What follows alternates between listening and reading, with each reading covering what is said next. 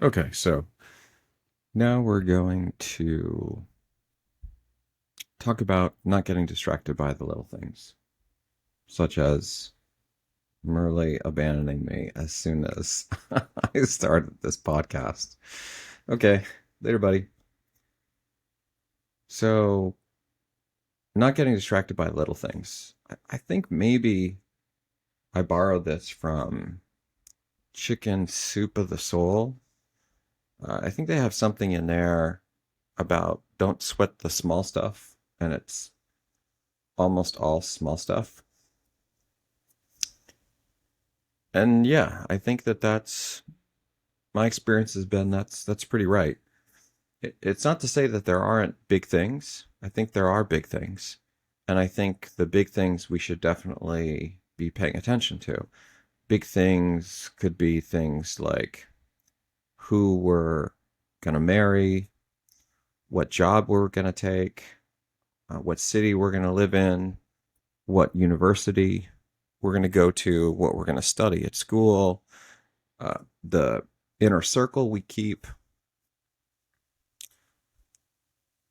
just the general diet that we have that we're going to have over a long period of time, our exercise regimen, like these are sort of larger picture things. There are lots of big things for sure. But when we think about our day to day, I often find that a lot of the day to day is the small stuff. It's the little things because the big stuff are those are the things that we've already sort of figured out. It's guiding us on our journey, and we're executing on those on the daily. So this is controlling our momentum, our direction. And the little things are the fine details that we're dealing with every day to accomplish those goals. Or this is maybe the way that I frame it. And when you consider it from that lens, I think that most of the things that we experience in our day to day lives are little things. So here are some examples. What are we going to eat for breakfast? What are we going to wear to school or to work?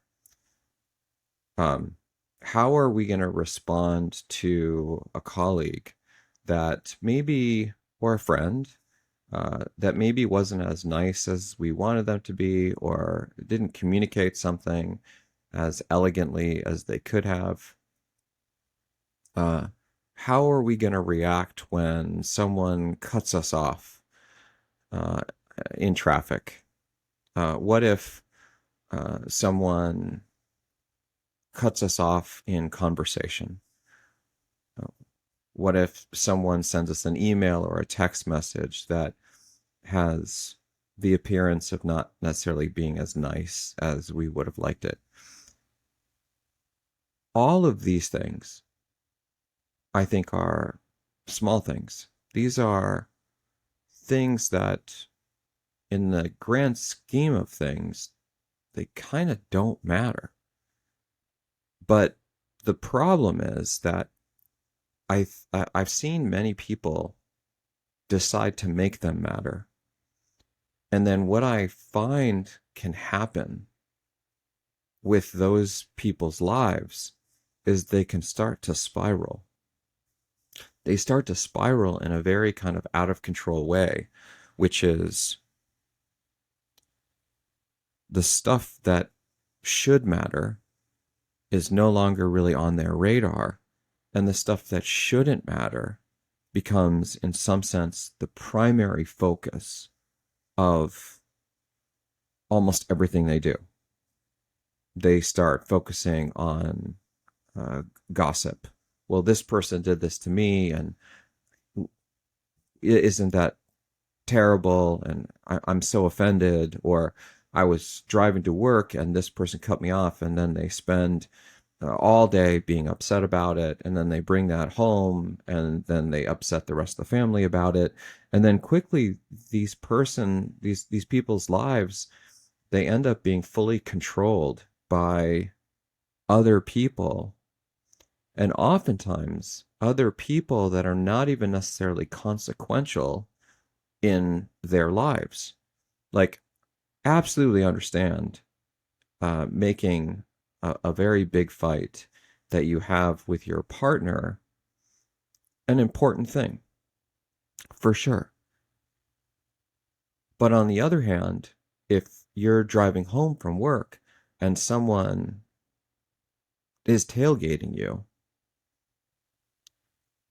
my view is that these are like the things of no consequence, that it can just be, yeah, so someone did something that has more to do with them than me.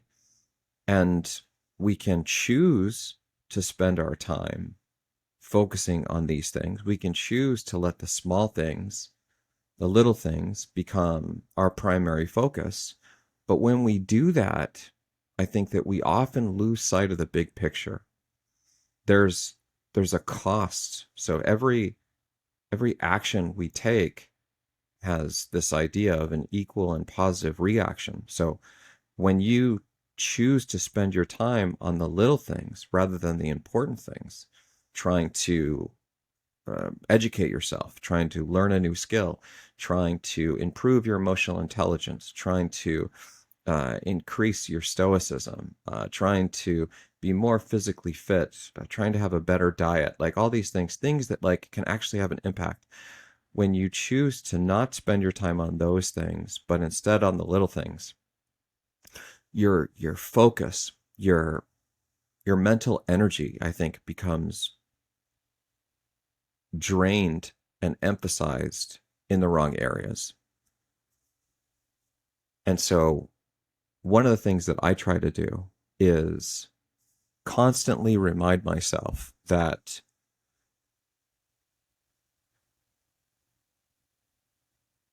if something that happens to me that feels like it's not something, essentially, it's not a hill to die on, then I won't die on that hill. So if someone cuts me off on the road, then I'll just let it happen and won't give it almost any attention. If someone's tailgating me, I just pull off the road and let them pass. If someone is short with me on email, or someone is maybe not being as kind as I'd like them to be, not a big deal, right? Because I want to focus on actually having impact. I want to focus on actually doing things of importance. And as given my day, I have so many minor slights that happen to me on a daily basis, whether it's customers I'm dealing with, investors, employees. It's just a nonstop barrage. And in many cases, I think people are not necessarily trying to be mean or disrespectful or something else, but we decide that for them. And this is something I also really try to do, is I try to foster goodwill. In fact, this is on here somewhere on this. Yeah, oh, here it is. Yeah, it's just a couple away. Foster goodwill, which we'll get into. But when you foster goodwill, then when there are little things that someone does, you can easily just say, look, I can choose to interpret this negatively, or I can choose to interpret this positively and empathize. And then it can change the narrative, I think, quite a bit. Now, many of the things that I mentioned, these are related to sort of like the human element. But there's also things that have nothing to do with humans. They have to do with our situation and things that are happening to us. So you start your computer in the morning, and blue screen of death. It doesn't start for you. You could let this ruin your day, or you could sort of just try to work on it. There's actually this amusing story, just as an aside. Uh, Taylor and I were coming back from this event, and we really wanted to do a podcast, or I really wanted to do one. I'm not sure if T did, but he did. Anyway, what a hero. But I had been driving all day. It was already late in the night. I think it was around 10 p.m. when we were going to get started, and we were all set up and we were ready to go. And I just needed to do a power swap with one of my light sources with my monitor. And so I went to go swap the power just so I could plug this new light source in. And in the process, there was some sort of feedback on the power source to the monitor that fried half the monitor. So the monitor blew out, and now I have no monitor. And with no monitor, it's very hard to do a podcast because I can't see anything on the screen. I could probably try to wing it, honestly, but that might not be super great. Anyway, I happen to have another monitor in a box somewhere in the house, and I mentioned to Taylor, like, okay, so this just happened, and I need a minute. So he gave me, I need my 15 seconds of Zen. And I took a deep breath and had my 15 seconds of Zen and said, okay, how about we give me 30 minutes, 60 minutes to see if I can get this other monitor set up, swapped in, and then everything connected again. And if we can get this done and we're both still have energy, we will continue to try to do this podcast tonight. And so T was on board with that, and we ended the current non-recorded session, and I went to work. Now, a little background here is the monitor that blew out is a monitor that I had only had for maybe 2 months. And on top of this, prior to going to the event, the power in my house, there was like a fuse that blew, and it also took out my TV. And half the power in my office area also went out. So I had to rewire this. So this was getting to be like a comedy of errors. There were like all these things that were failing. Half of my electronics just didn't even work. But rather than allowing myself to just become angry and just focus on, I'm just so upset at the manufacturer for giving me something that's, you know, not working properly, or the surge protector not properly protecting for surges or whatever. Rather than wasting any energy on that, I really just try to focus on the bigger picture, which is, or the big things, which is getting the new monitor in place. And then we did, and then we went and did another podcast that night. It took me about 30 minutes, and there was something to be said about that podcast that was really special, I think, probably both for me and Taylor, in that he and I were both, I think, really tired. We just had been doing long day after long day after long day. And long day in my world is uh, like 16 hours. And when you do, and I mean 16 hours of basically just sort of working nonstop. And that doesn't leave much time for anything other than sleep. And so when you do this a number of days in a row, because you still need to eat and probably handle some things, you're starting to become pretty sleep deprived, because you're maybe sleeping for 5 hours a night. And I've been doing this for a while. I can usually handle 2 or 3 nights in a row with that little sleep, but by the fourth or fifth night, like I really need to get like 10 hours of sleep. Otherwise, my brain just stops working. So Taylor and I had already basically spent a full week in this state. And so we were both really kind of getting rocked. but we push through. And I think we talked about it the next day, and we were talking about how there's this really interesting feeling of accomplishment that happens when you push through adversity, when the world around you is falling apart, and it would be really easy to just kind of cave, just kind of throw your hands up in the air and just say, yeah, this is not meant to be, and so I'm just going to bail on this, and we'll try again tomorrow.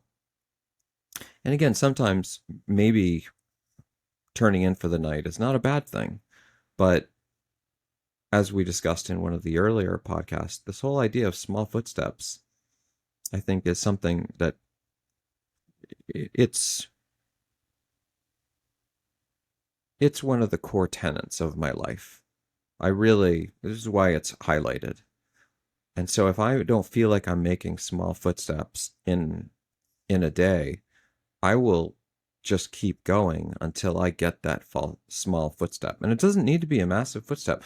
Like, for example, I just wanted to do one podcast, 30 minutes, 60 minutes, whatever. Just wanted to get one more under my belt to have that feeling of accomplishment, to demonstrate to myself that I can push through the adversity.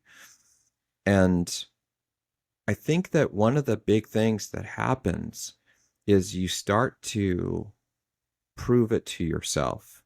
It's not so much that you're proving it to the world. And again, I think we all know how I feel about relying on external confirmation.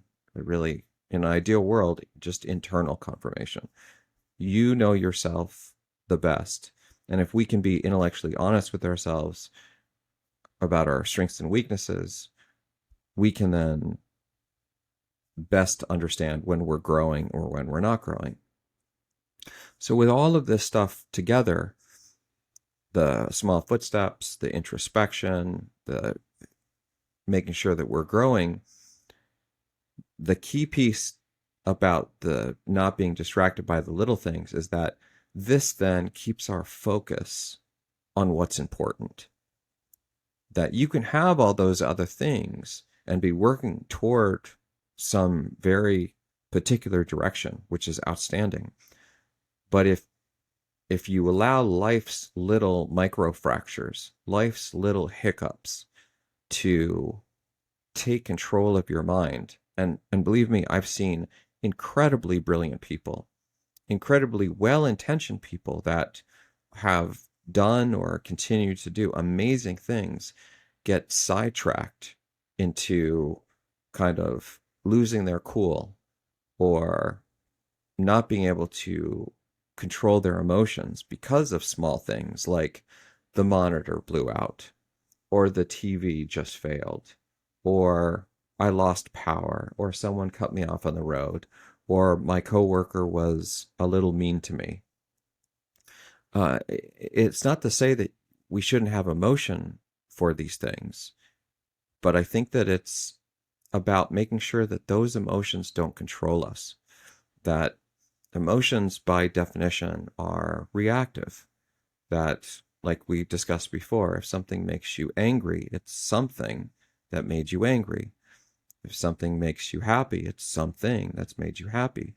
And while it's wonderful to be able to feel emotions, if all of our actions in life are the byproduct of our emotional state, I think that that could lead to a very irrational life. I don't know that any of us would have the propensity to work towards something larger because we would be so controlled by our feelings.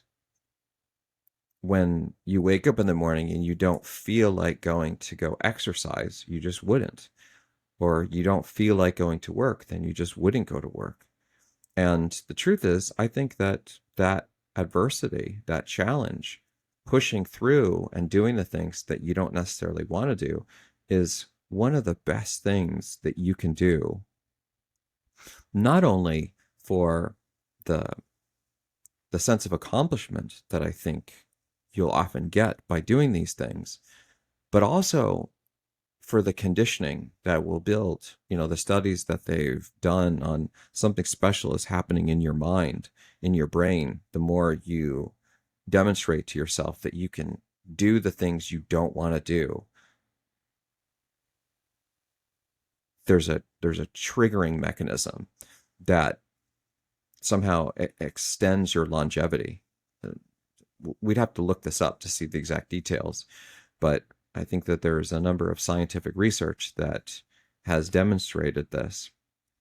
And minimally, I think that it's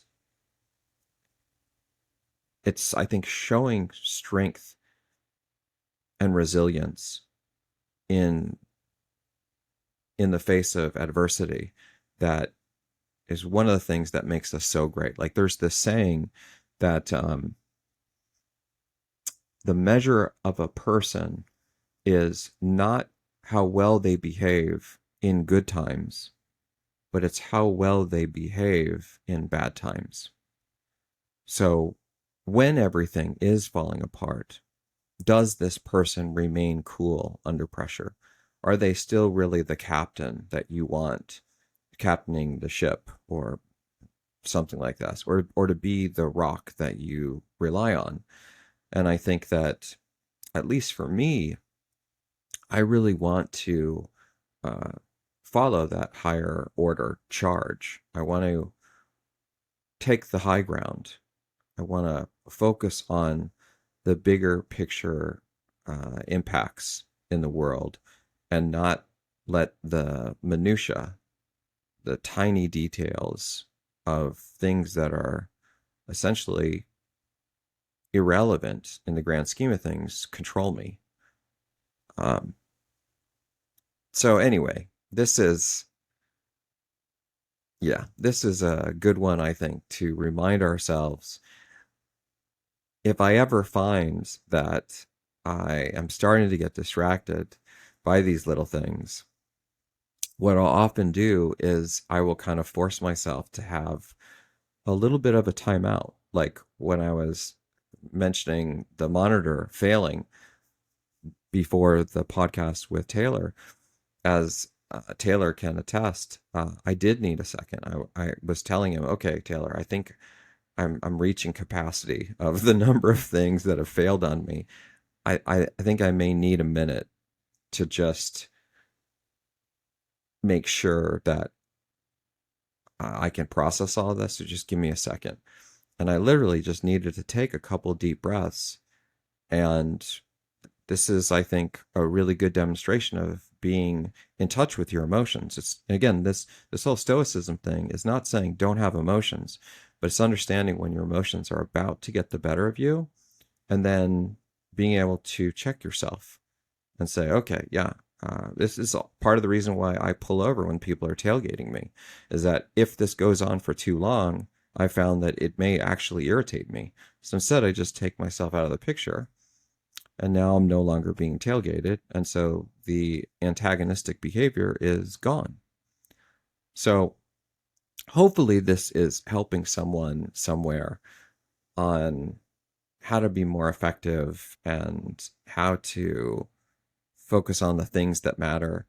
For the people that are listening to this podcast and are technologists, your programmers, your machine learning researchers, data scientists, one of the things that I find is quite relatable with this is the patience that we start to build when we're interacting with computers. That when I first started to program, and I was a terrible programmer, I would get so frustrated with compiler errors. I would feel like, oh, and I have 100 compiler errors and all this stuff. It's just, why is it so painful? And the way I look at those things now is each of those is really helping me resolve things that I might otherwise see at the runtime.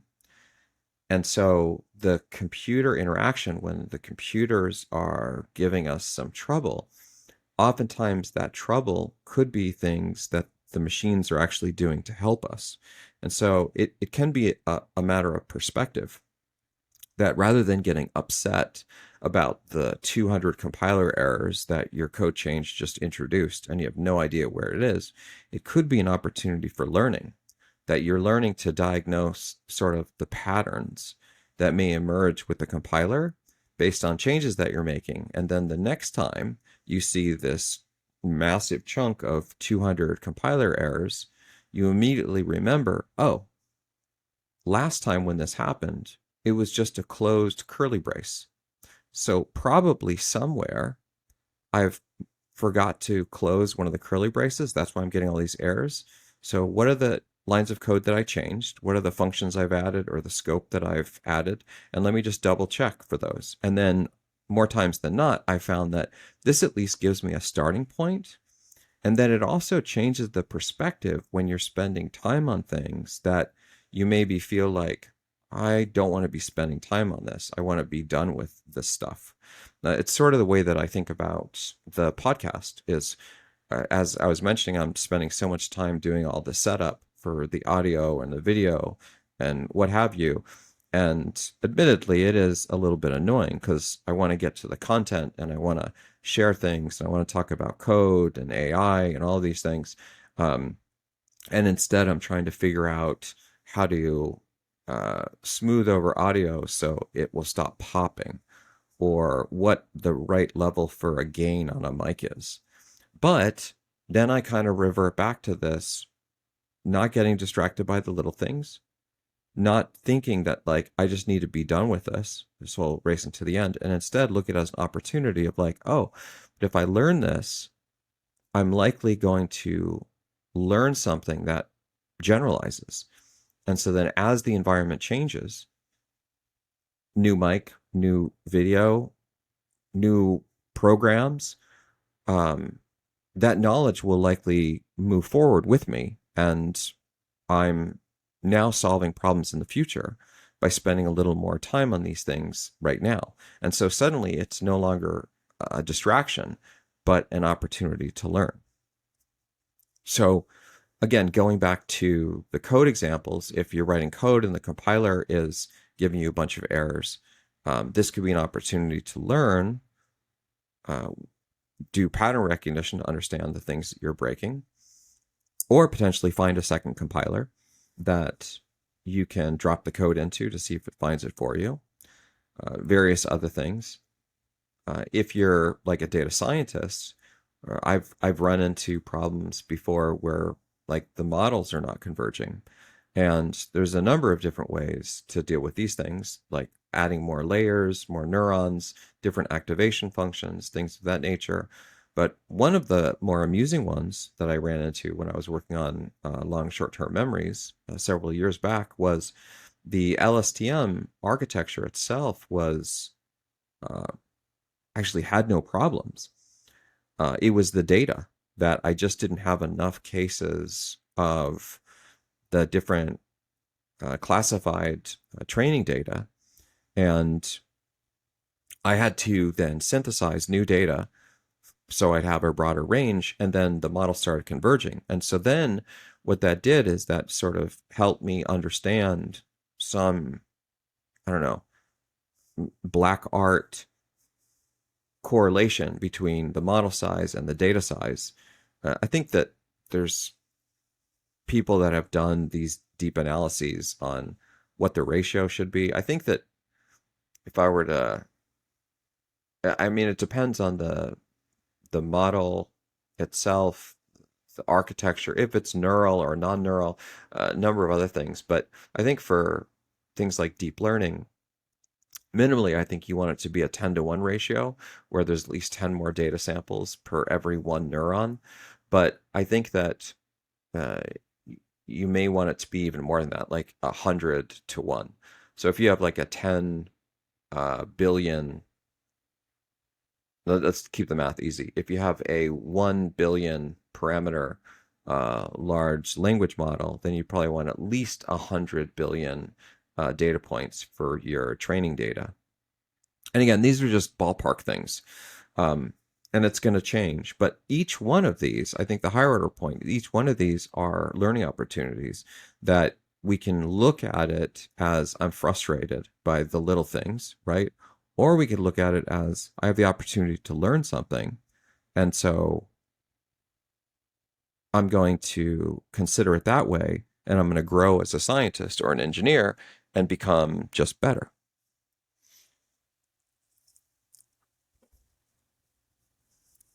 Uh, yeah. So maybe I'll end on that point, at least for this topic.